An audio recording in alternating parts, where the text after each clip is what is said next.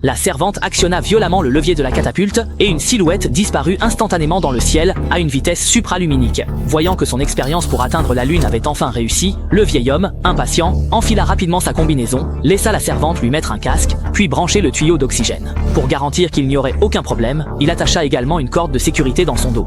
Une fois tout prêt, le vieil homme s'allongea sans hésiter dans la chambre de lancement, puis fit signe à son assistante d'actionner à nouveau la catapulte.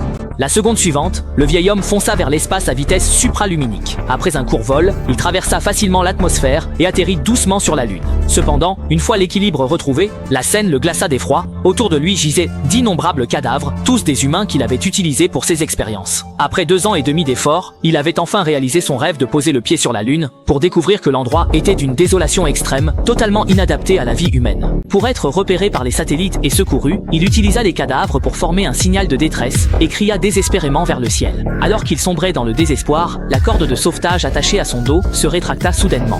Avant même qu'il n'ait le temps de réagir, il fut entraîné dans une forêt dense. Les serviteurs alentour voyant cela se précipitèrent vers lui et découvrirent que le vieil homme était revenu au point de départ sans égratignure, ce qui était logique.